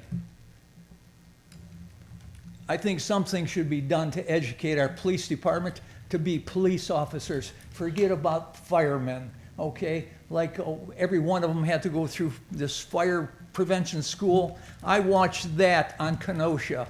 A house was burning right around the corner from me, about 5 houses down. I went out there, the fire truck, that's why I went out there. The fire truck pulled up, the firemen got out and they had their hoses and they were standing there waiting. You could see the Christmas tree in the house, in the front window, burning. These firemen were waiting. A car pulled up, and I know the police officer. He opened up his trunk and he started to put on his equipment. So then they turned the water on and put the fire out. What good was he? Nothing. That's all, okay? I'm through complaining. Okay, thank you.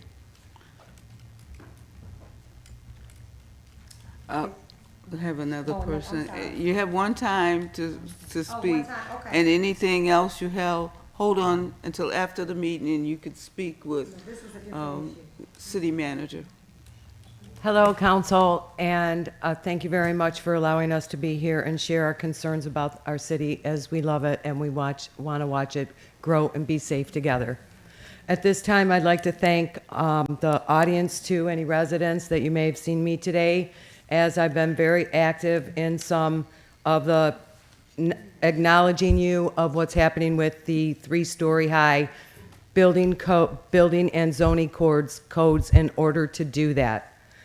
In the weed situation, I agree with the people that that legally in Michigan have licenses to sell for business and for customers. And I feel that the council trying to get their tax money out of that highly productive product, that you'll just be gaining taxes, and that some of the homeowners that depend on that for an income may be hurting at that time. Another issue I'd like to point out about the patrol problem is that there was a large group, that there was actually 3 police cars too. While I was having a tea with my neighbor on the deck, the kids were so loud, there was a group of 50 of them. We were actually scared and went to the street. Now, when the police had arrived, there was nothing done. No names were taken. The age group was from 3 to probably 17 or 18 years old. And yes, I've seen the water guns and the sounding guns and all that things. You see, council, this is a product of our society acceptance. If you accept the racing, people are going to drive fast. If you accept the marijuana, more people are going to get high. And if you're high and you're stoned, you're not going to think. Sometimes I don't think either. I'm not perfect. I hope, Madam Mayor, after you listen to my presentation, that you will add to new business reconsideration for what's actually going to be happening to Poupard. This is what I've collected. Your 3 minutes is up. Madam Mayor, may I have an extension? You gave everybody else 6 minutes. I've been working very hard for this Okay, community, go ahead. and I think that you Complete should what know you- that I've collected more than 75 signatures of people that are opposed to the 3-story building with the zoning and boarding changes.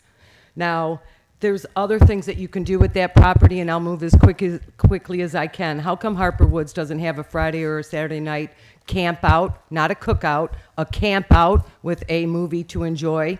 Why can't they bring their tent and their sleeping bag? And I've also mentioned to you in previous announcements about the indoor food situation for hydroponics. People are not able to afford food. We need healthy food, Mayor. And I've also told you about the gym being turned into a pool. Now we can have a pool so the kids can swim. There's dance classes, cooking classes, sewing classes. I'll tell you, Madam Mayor, I have done research on 2 previous cities. One is in West Bloomfield that fought this builder himself and turned the West Bloomfield Elementary School property into a rec place. Don't forget about pool lessons also, Madam Mayor, because I'm a certified professional, and it's a mathematic game. This is a resident investigation I've done on, did I say Berkeley or West Bloomfield? This is Berkeley. Berkeley went right back to the drawing board because the people didn't want it there. Thank you so much. I'd like to also add that the homeowner rules for this facility, the EV fees and requirements with the fire department, please research that. The list goes on and on and on. There are Michigan rules that have to be with EV 50 feet away from different residents. And there will only be one more thing that I'd like to say. Be kind to your neighbor and love one another. That's all I have to say. We're all in this together at the end of the day.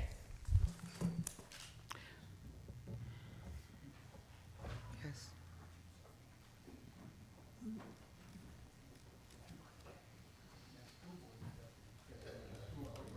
My name is Eileen Ross. I live at 20632 Lennon, right across the street from Papard School.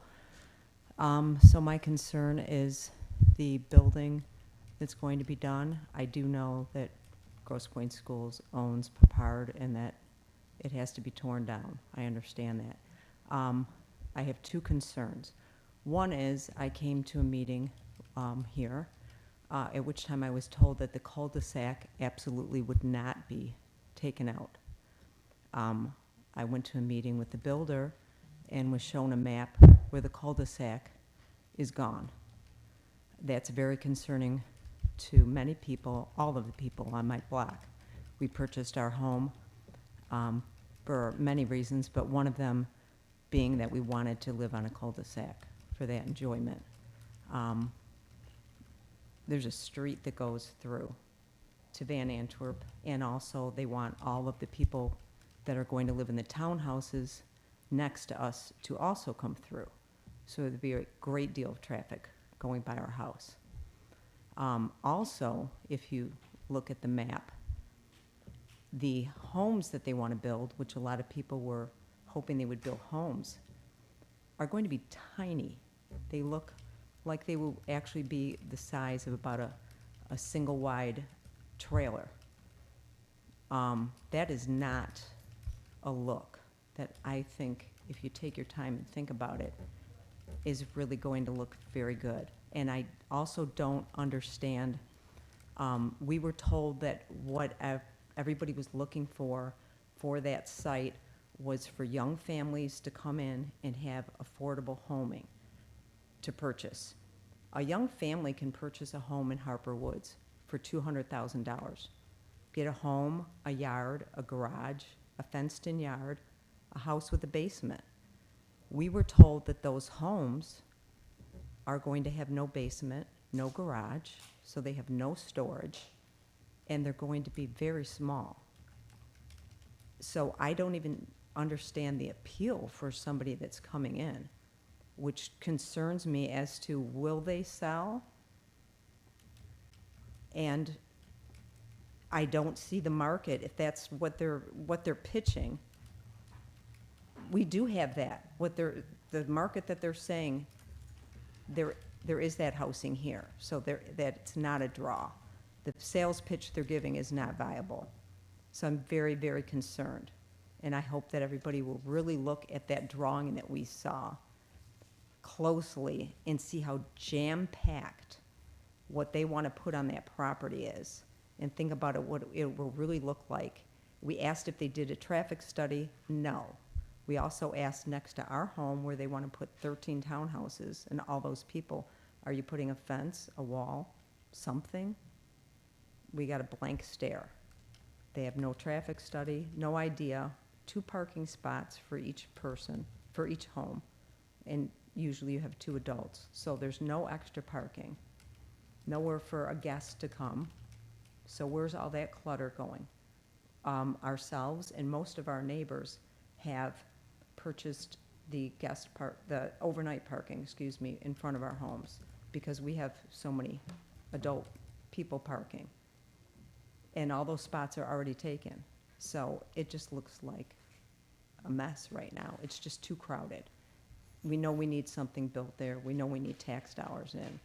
But it just looks like way too much in that spot right now, what they have built. So I hope that everybody's going to look at this very closely before they sign off on it. Thank you. Thank you. All right. Seeing no other people, we'll have a call to council. Starting with you, Councilwoman Constantino. I'm gonna pass today.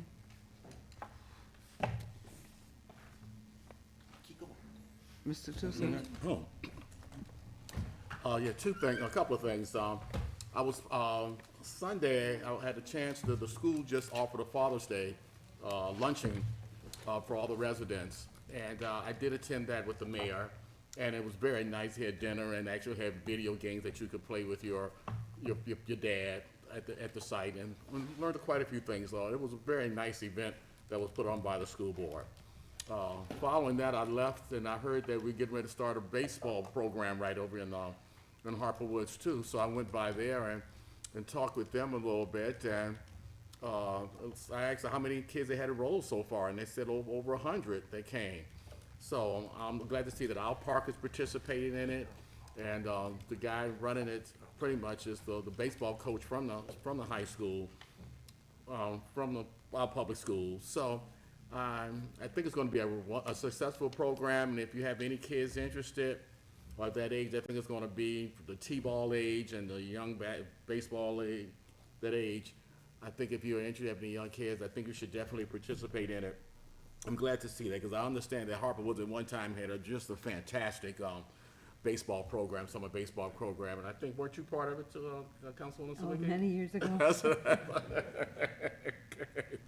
Okay. One thing, another thing is too, I'm sure the mayor's going to talk about this. We will be having a Juneteenth presentation on Monday, and I'll leave that for the mayor to talk to about. And as one lady was talking here about the rats, and I totally understand. I live on Danbury Lane, just behind Hollywood, and I mean, they were just playing in my backyard the other day and waving up to me, saying, "Hey, Ivory, what's going on?" You know, and I'm like, "Really?" And so I have actually trapped 11 rats within a week. So it's this. I understand. So I think I'm finally kind of got them. You know, maybe I just had a hub at that point around my house, but I don't see them anymore because it was pretty bad. So I understand how terrified you can be about it and how disgusting it really is. So anyway, also just recently we had the Review. Is a magazine that for elected officials that came out, and I mentioned the other week where the mayor and I have both received awards for meeting our level 1 training to how to be a better elected official. So I think that I did my level 1 training, and our mayor, she's doing level 3 and going so she's totally ahead. So he gave us some really good ideas on and I just attended the workshop up in Bay City. I turned in my trip report on it, about some of the things that I learned about teamwork and working with city council, and to try to be a better person all the way around, a better elected official in representing our city. So I think I've learned a couple of things, quite a few things, and it's never want to stop learning. He also gave us a nice pen also, so they gave us really a nice award, and it's also, we're mentioned in there. And we were the only two, we had 2 people from our city, me and the mayor. That was definitely a nice feel. Thank you. You're famous. Congratulations. Mr. Mayor. Madam Mayor, the only question I have at this point is, I know the building that's going on at Popard is under the Grosse Pointe School District. Will we ever have any input to that? I don't believe it ever comes before the council. So anything has to be directed toward their school board in order for it to have any effect. Is that correct? Yes, correct. Okay, thank you. Mm-hmm. Happy Father's Day to all the fathers out there. Oh, yes. Okay. That's about it for me. All right. Perfect week. I have no comment tonight. Well, good evening, everyone. A couple of things. I know Popard is a concern, but I do believe that's under Grosse Pointe, not us. So, issues that you have, you're gonna have to direct that to Grosse Pointe, because that's not within our, that's not anything that we have any say-so over. The resident that had the,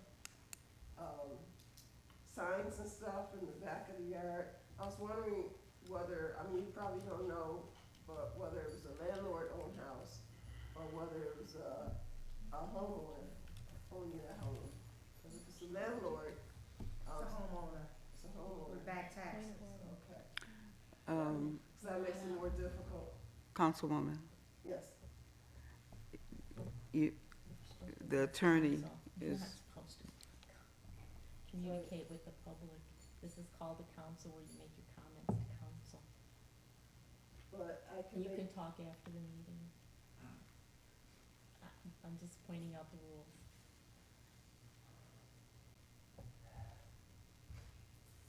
Okay, so I do have a few more comments. Call the council. I always think it's a good idea for us to bring in, information to our residents about different programs that's going on. Sometimes people don't know. So the water program, the housing program, things that can help our community. We would be remiss if we just found out about things and didn't let, our residents know about it. The rat issue, I fully understand. The rats, every year that we have to change our garbage containers because the rats eat through the bottom of them. So my husband is out, I think, tomorrow looking for new garbage cans, because this happens every year. So it is a rat issue. I went to the Memorial Day celebration that we had recently. It was very well represented for Harper Woods. We had all the way from our congressman, state senator, state representative, all of the council people, mayor, former mayor, acting city manager, all was at the Memorial Day celebration because it's important to our community. But I was very surprised when we were represented all the way from the congressman all the way down. That was there. And I do want to wish all the fathers happy Father's Day. Thank you. all right, thank you. That leaves it to me. And just piggyback on what you said about the Memorial Day, I want to give kudos to our Parks and Rec for putting on an excellent Memorial Day program for all residents, and to thank them very much for all their hard work. I also want to say that the AMVETS had a dinner on Saturday, and it was the bikers portion of the AMVETS. And I'm a Harley rider myself. Since I was 2 years old, I was riding on the tank of my dad's Harley Davidson. And I rode up until '89, and then I decided to give it up because it wasn't safe out there for, in fact, a friend of mine's lost her leg. We were going to meet down in Ohio, and I was late getting off work. She went on by herself and was ran off the road. That made me decide back in '89 that I didn't want to ride anymore. It was no longer safe. But I really appreciated the AMVETS inviting me over. Had a wonderful time. I was very appreciative of our Parks and Rec department once again, because we loaned them picnic tables and gave them benches for further use. The benches that we gave them were from Eastland. So we're recycling, and we have a few more benches we'll be disposing of as soon as we set it up, because we got a few more that we need to get out of the storage so that we'll be able to use the pavilion. But it was really a nice event, and it was bikers from all over Wayne County and Macomb County. And these are the bikers for the MBATs. So it was a wonderful affair. Also, Mr. Toussaint brought up about the Juneteenth celebration, which will be next Monday. So hopefully you all will attend. I have flyers, and it's going to be the theme of the Wild Wild West. And it's about enslaved people, runaways and enslaved, that were able to make it to the West, and they became cowboys and cowgirls. And it's a part of history that maybe a lot of folks are not aware of, but during the emancipation, these people were very prevalent in making history. And I say that because some of the cowboy fiction people that you've had in the years were depicted from some of these cowboys and cowwomen, I don't know what you call it, cowgirls, okay. But anyway, were depicted, and you saw them on television, but they were based on some of the lives of Black African Americans, and it's just an interesting history. So that will be part of our show on next Monday, Juneteenth, the 19th. And each year, I try to do something to bring up the history of African Americans in American history, to merge it together so you can understand that we contributed to this country in a whole lot of different ways. And it's for everybody's knowledge. It's not just Black history, it's American history, because of what we have done for this country, and we've all reaped the benefits. When you iron, when you go take your clothes to the cleaners, we have a whole list of inventions that were done by Black folks to make life a little bit easier. When you're doing a job, as my father always said, you find the easiest route to do the job, and that's been a pattern. So that's a lot of it changing. So there will be things there, and we'll have performance by Gail and Charles Scales, which is a jazz group that's very popular. And you'll be able to be entertained. Or have face painting for kids. They'll be able to ride horses and pet animals from the Wild Wild West. And food trucks and food. But it's from 1 to 4, no cost. So I have flyers, and please come out and enjoy. And I really want to take the time to really thank the fathers that I work with. I appreciate you guys, and to each and every one of you, take care of each other, take care of your families. I just lost a very dear cousin. I went to Philadelphia. That's why I was not at the cannabis meeting. And shortly after I left, he passed. And his service is tomorrow, so I wasn't able to go there because I couldn't be here. Family's important. And life is important. And we need to be kind to one another.